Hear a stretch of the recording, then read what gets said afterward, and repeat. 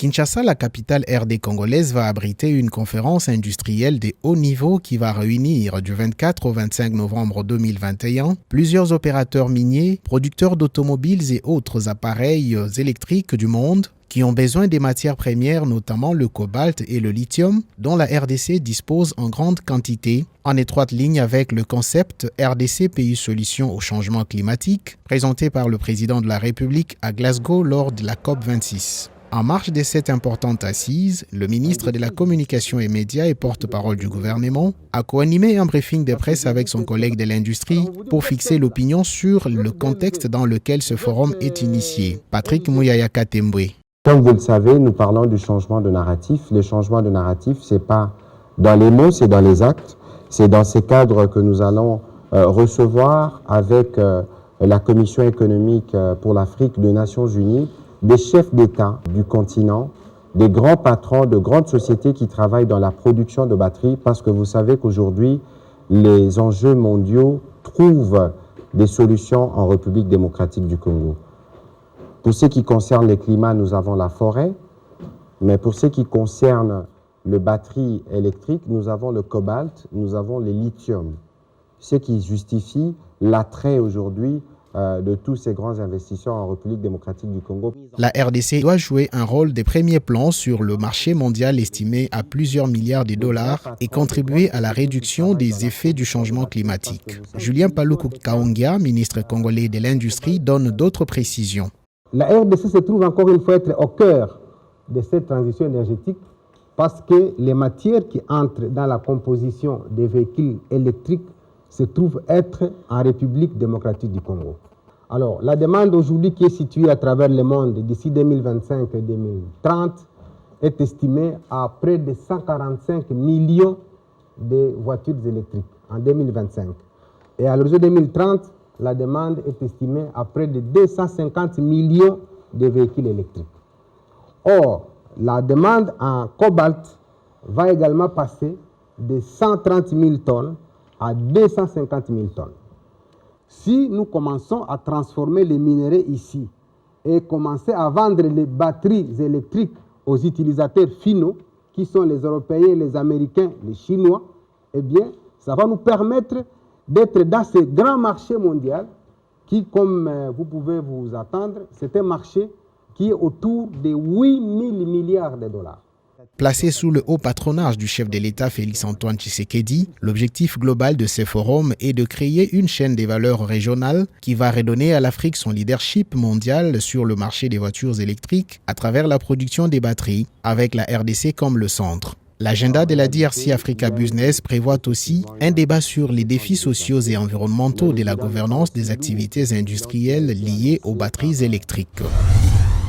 Le président congolais a ordonné la suspension de permis miniers accordés à certaines entreprises étrangères à la suite d'un rapport parlementaire dénonçant l'exploitation illégale des mines du pays. Le retrait des autorisations et droits d'exploitation concernait des contrevenants au code minier adopté en 2017. Il a été aussi décidé d'enquêter sur des possibles malversations au détriment de l'État, essentiellement des cas de corruption. Les taux de redevance sur les cobalt dont la RDC a fourni les 2/3 de la demande mondiale en 2017 devrait passer de 2 à 10%. Un décret du Premier ministre va vraisemblablement classer ces minéraux rares indispensables aux batteries nouvelle génération de voitures électriques parmi les substances stratégiques. Le cuivre est également concerné par cette hausse. La décision d'améliorer la gestion de ce secteur clé de l'économie congolaise est saluée par plusieurs acteurs de la société civile. Le président de la République a ordonné à la ministre de Mines, Nsamba Kalambai, d'évaluer la régularité des processus de renouvellement de certains droits d'exploitation en raison des soupçons de corruption. La mesure peut être positive à condition qu'elle soit accompagnée d'un certain nombre de principes de transparence.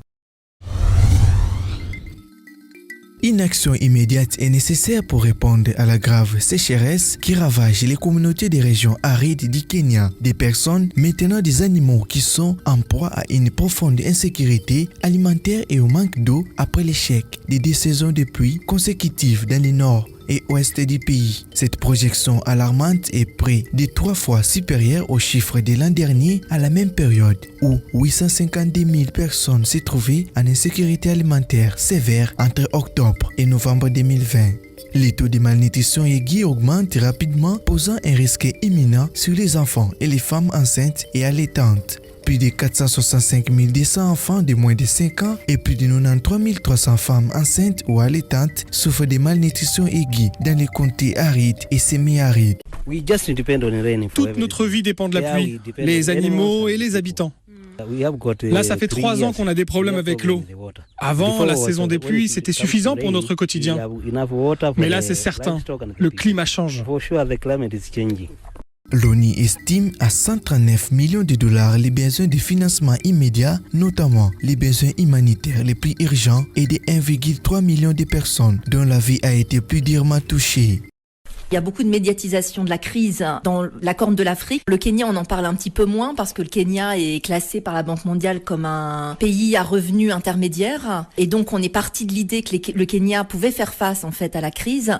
Et il y a très peu de financement à l'heure actuelle sur le Kenya. Mais le Kenya a accumulé quand même dans les 3 dernières saisons des pluies un déficit pluviométrique. Et donc, le Kenya se retrouve dans des situations assez dramatiques. Pour le programme alimentaire mondial, il s'agit des transferts d'argent, d'un soutien alimentaire à la malnutrition supplémentaire. Le Kenya a besoin d'urgence environ 60 millions de dollars pour la sécurité alimentaire et l'emploi, de 40 millions de dollars pour la nutrition, 20 millions de dollars pour l'eau, l'assainissement et l'hygiène. Quelques 10 millions de dollars sont prévus pour les investissements dans la santé et 7 millions de dollars pour l'éducation et autres secteurs connexes. La République démocratique du Congo, un pays qui abrite la 2e plus grande forêt tropicale du monde, après le Brésil, un réservoir de carbone et une réserve de biodiversité d'importance mondiale, s'est présenté comme pays solution à la COP26 à Glasgow en apportant ses ressources et son potentiel naturel comme une réponse aux enjeux du climat qui demandent des récompenses quant à ceux. Joseph Malassi, conseiller climat à la vice-primature, ministère de l'Environnement et Développement durable, a expliqué l'essence de ce message qui a été sujet de tous les segments des négociations de ce sommet. L'objectif, c'était de pouvoir raffiner le message que la RDC a apporté à cette COP26, comme quoi la RDC est un pays solution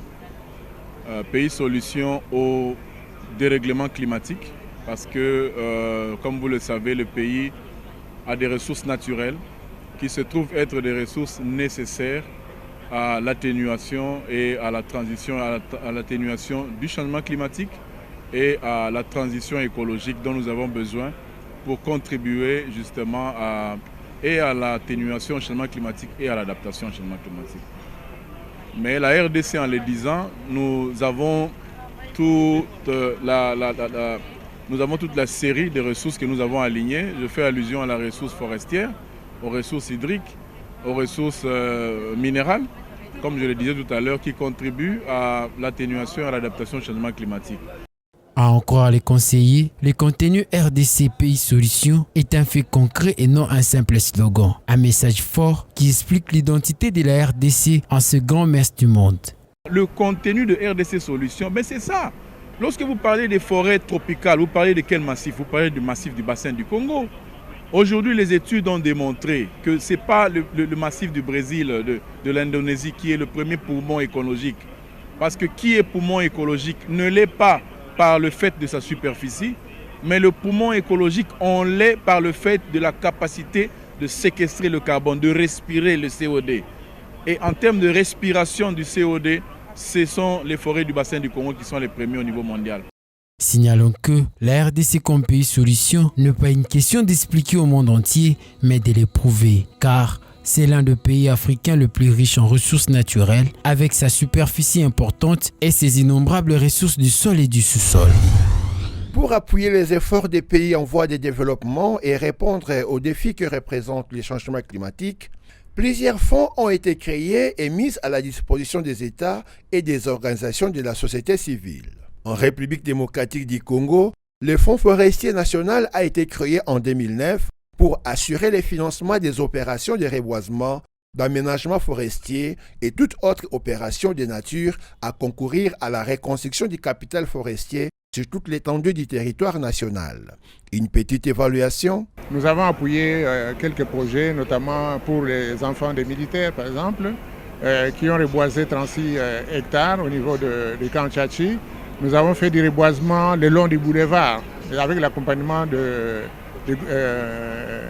la commune, n'est-ce pas?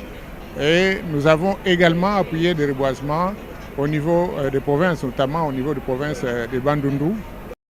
Fonds pour l'environnement mondial créé au sommet de la Terre de Rio en 1992, Fonds d'investissement pour le climat créé en 2008 par la Banque mondiale et le Fonds vert pour le climat créé en 2009 à Copenhague, que ce soit au niveau international ou du Fonds forestier national au niveau local. Le but est de financer des projets qui cadrent avec des objectifs climatiques.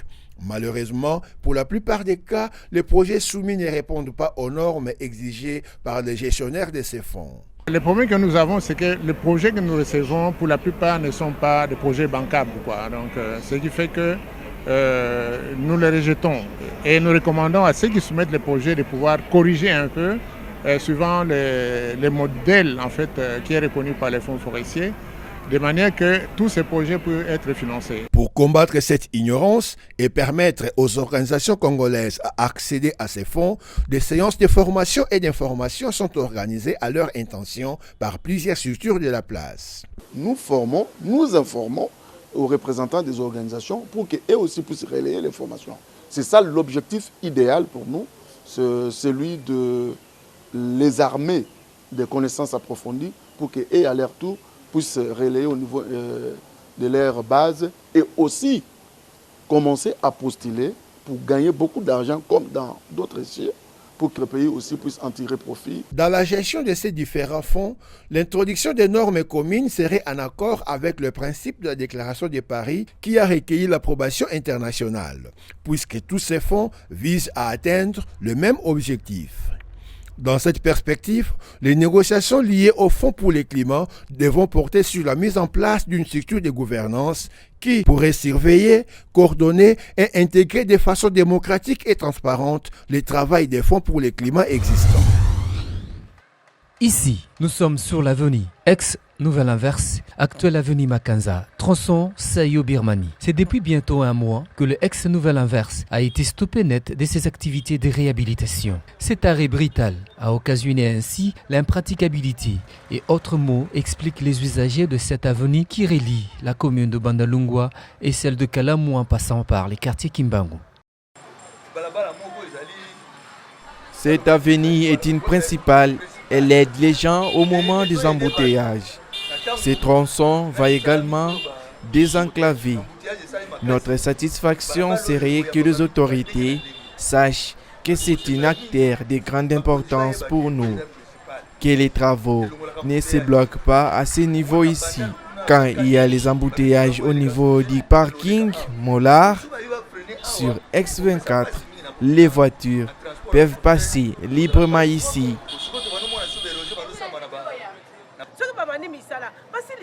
Qu'ils finissent leurs travaux. Ils commencent pour ne pas terminer. Prenons l'exemple de l'avenue Chaba. Ils ont abandonné celle-ci également. Ils travaillent en partie. Ils font ça pour que ça retombe sur les chefs. Or, ce sont eux qui sont à la base du freinage de ces travaux. Comme l'on l'a toujours dit, le malheur ne vient jamais seul. S'en est ajouté le flaque d'eau occasionnant la présence visible des ordures. Quelques victimes ont témoigné. Maintenant que la saison de pluie est là, où serons-nous? On ne dort pas ici. Cette situation a occasionné la présence de moustiques. S'ils veulent se justifier au nom de Chinois, ce n'est pas juste. C'est ici que nous sommes grandis. On jouait dans ce caniveau. Cette avenue était la Nouvelle Anverse. Notre souci est que l'autre côté, qu'on construise aussi des caniveaux pour faciliter les choses. Les chefs de l'OVD étaient ici au moment des travaux. La présence de ces flaques d'eau est causée par les travaux de l'OVD qui en est les promoteurs. Le sol d'Ngiringiri n'est pas loin des eaux, c'est ce qui crée cette humidité. faisant état de délabrement. Vu la présence de la Dame de la pluie, l'Office de voirie et de drainage se voit dans l'impossibilité de finir sa tâche dans cette partie de la capitale. Et la population a réagi quant à ça. Nous connaissons fort les embouteillages ici. Prenons ceux qui travaillent vers la direction Chaba. C'est un morceau. Ce style ne permet pas les avancées des travaux. Que les autorités veillent sur ça, parce que chaque fois la population murmure contre eux et c'est le président qu'on indexe. C'est un cas grave ici. C'était la Nouvelle-Anvers. Aujourd'hui, Makanza, ils sont venus nous pénaliser alors qu'ils viennent réparer, que l'OVD fasse vite d'arranger les choses ici.